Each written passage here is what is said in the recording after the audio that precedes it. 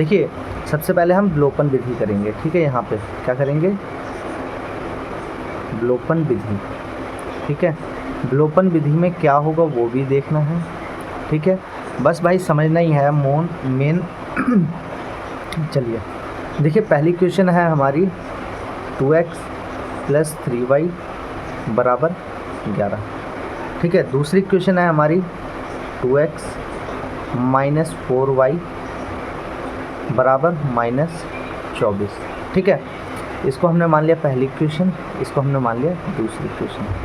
अब विलोपन विधि में हमको ये देखना होता है कि या तो x वाले पद या तो y वाले पद क्या दोनों समीकरणों में, दोनों इक्वेशन में सेम है। तो जी हाँ, यहाँ पर हैं। जैसे यहाँ पे 2x है, नीचे भी 2x है, ठीक है। कई इक्वेशन में ऐसा होता है कि सेम नहीं होते। मान लो कि x वाले भी सेम नहीं है, y वाले भी सेम नहीं है, ठीक है। तब हम क्या करते हैं, उनकी गुणा करते हैं। जैसे ऊपर का यहाँ की संख्या से इधर गुणा करेंगे, इधर की संख्या से इधर गुणा करेंगे। अगर कोई भी सेम नहीं है तो, अगर कोई भी सेम मिल जाता है तो अच्छी बात होती है, ठीक है। तो हम डायरेक्ट कर लेते हैं। जैसे यहाँ पे हमको कॉमन मिल रहे, मतलब दोनों में सेम मिल गए, तो हम क्या करेंगे, यहाँ पे अब सीधे डायरेक्ट सॉल्व कर सकते हैं, ठीक है। कैसे सॉल्व करेंगे, जैसे ये भी 2x है, ये भी 2x है, लेकिन इन दोनों के साइन क्या हैं, एक जैसे हैं। तो एक जैसे हैं तो साइन को चेंज करना पड़ेगा। तो ये प्लस है तो ये माइनस हो जाएगा। अब एक का साइन चेंज करा तो सबके चेंज करेंगे। तो ये माइनस है तो ये प्लस हो जाएगा, और ये माइनस है तो ये भी प्लस हो जाएगा। और यहाँ पे लिखेंगे हम घटाने पर, ठीक है ना। घटाने पर क्यों लिखा, क्योंकि घटाएंगे तो सभी के साइन चेंज हो जाते हैं, ठीक है। तो यहाँ पे 2x से 2x कैंसिल हो जाएगा, ठीक है। अब बचा यहाँ पे 3y प्लस का, यहाँ पे 4y प्लस का, दोनों जुड़ जाएंगे तो हो जाएंगे 7y प्लस के बराबर। यहाँ पे ये दोनों जुड़ जाएंगे क्योंकि ये प्लस का हो गया, पहले ये माइनस का था, अब ये प्लस का हो गया है। तो प्लस के 24 में 11 जोड़ेंगे तो 35 हो जाएगा, ठीक है। अब y का मान हम बता सकते हैं 35, और ये 7 इधर गुणा में है, इधर 35 वाली तरफ आएगा तो बट्टे में आ जाएगा, ठीक है ना। पक्षांतर करने पर 7 से 35 कट जाएगा कितनी बार में, तो 5 बार में कट जाएगा, ठीक है ना। 7 पंजे 35, तो इसलिए ये जो है 7 के पहाड़े से 5 बार में कट गया। अब ये जो y का मान आया, ये समीकरण 1 में रख दो या समीकरण 2 में रख दो, जो हमको सही लगे, ठीक है। किसी में भी रख दो, वैसे तो सभी इजी है।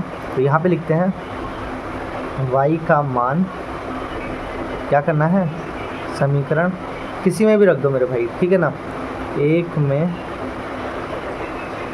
रखने पर, ठीक है ना। अब यहाँ पे रखते हैं समीकरण 1 है अपनी 2x + 3y, y का मान कितना है 5। ये लिखिए अपनी समीकरण 2x + 3y, y का मान कितना है, y का मान है 5, तो यहाँ पे रख देते हैं 5 बराबर 11। इसको सॉल्व करेंगे तो ये हो जाएगा 2x प्लस गुणा करेंगे 5 या 15 बराबर 11, ठीक है। 15 को इधर ले जाएंगे, पक्षांतर हो जाएगा तो ये हो जाएगा 2x बराबर 11, ये इधर जाएगा तो माइनस का 15 हो जाएगा। और अब सॉल्व करेंगे तो ये हो जाएगा 2x बराबर 15 में से 11 माइनस करेंगे तो ये बचेगा अपना 4। बड़ी संख्या जो है उसका साइन देखना है, तो बड़ी संख्या 15 है, 15 के आगे कौन सा साइन है, माइनस, तो माइनस का साइन आ जाएगा। अब x की वैल्यू बतानी है तो ये हो जाएगा -4, ठीक है। ये 2 इधर गुणा में है, मल्टीप्लाई में, इधर जाएगा तो डिवाइड या फिर बट्टे में बोल दो। 4, अब 4 जो है 2 से कट जाएगा, कितनी बार में कटेगा, 2 बार में। तो x की जो वैल्यू आ जाएगी साइन के साथ, साइन कौन सा है, माइनस का, और वैल्यू आ गई 2, तो x की वैल्यू कितनी हो जाएगी, -2, ठीक है। तो इस तरीके से विलोपन विधि होती है और बहुत ही शॉर्ट विधि है। तो ये जरा सी देर में ही हमने कर दी, ठीक है।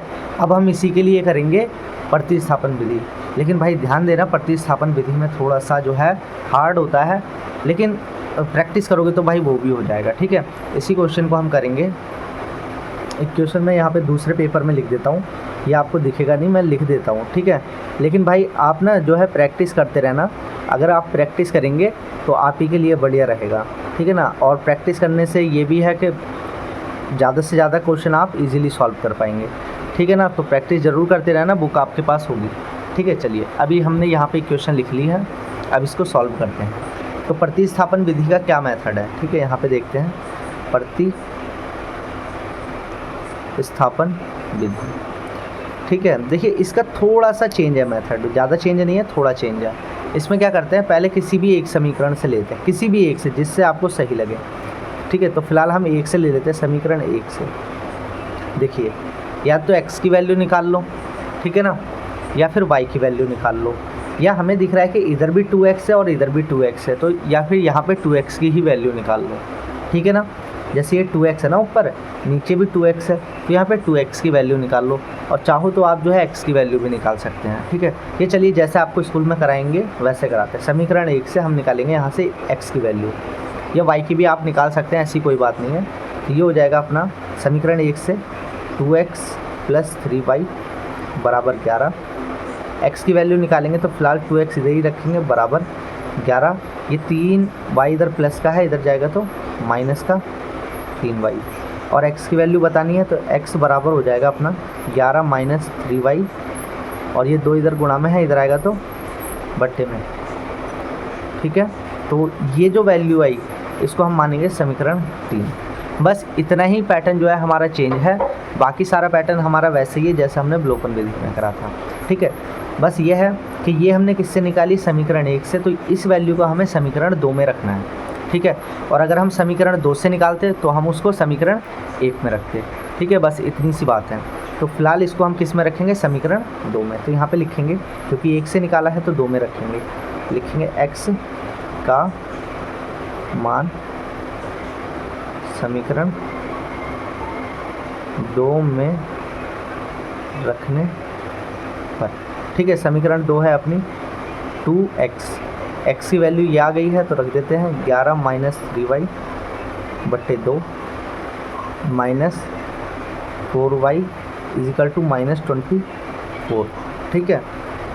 इस 2 से ये 2 कैंसिल हो जाएगा क्योंकि ये बट्टे में है और ये गुणा के साथ इधर ऊपर गुणा में है, ठीक है। अब जो बचेगा उसको लिख लेते हैं। ये बचा अपना 11 - 3y माइनस का 4y बराबर -24, ठीक है। देखिए ये पक्षांतर करेंगे और उससे पहले ये माइनस का 3y, ये माइनस का 4y, टोटल हो जाएगा माइनस का 7y, और ये हो जाएगा अपना माइनस का 24।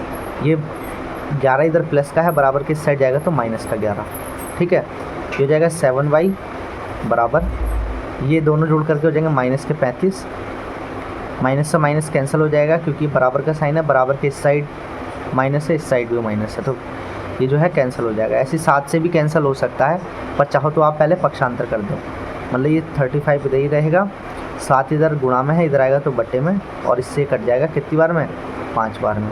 तो y की वैल्यू कितनी आ गई, 5 आ गई, ठीक है। तो ऐसे करके y की वैल्यू हम बता सकते हैं। तो y की वैल्यू 5 आ गई। अब वैसे ही y की वैल्यू किसी में भी रख सकते हैं, समीकरण 1 या 2 किसी में भी, ठीक है। तो फिलहाल हम लिखते हैं समीकरण 1 में ही रख देते हैं, y का मान समीकरण 1 में रखने पर, समीकरण 1 है अपनी यहाँ पे 2x + 3y बराबर 11, ठीक है। यहाँ पे लिख रहा हूँ 2x + 3y बराबर 11। y की जगह पे हमने 5 रख दिया क्योंकि y की वैल्यू 5 आ गई। अब इसको सॉल्व कर देते हैं, तो ये हो जाएगा 2x प्लस ये हो जाएंगे 5 या 15 बराबर 11, और ये हो जाएगा 2x, 15 को इधर लेकर के जाएंगे तो 11 ऐसे ही रहेगा, 15 इधर जाएगा तो माइनस का 15 बन जाएगा, और ये हो जाएगा 2x बराबर 15 में से 11 गए तो माइनस का 4 बचेगा। अब x की वैल्यू बतानी है तो माइनस का 4, 2 इधर गुणा में है तो यहाँ पे बट्टे में आ जाएगा, और ये इससे कट जाएगा 2 बार में, ठीक है। x की जो वैल्यू है वो माइनस के साथ लिख देंगे। तो ये देखिए ये बाकी पैटर्न वही है, मैंने अभी आपको बता दिया था जैसा हमने विलोपन विधि में करा था, ठीक है।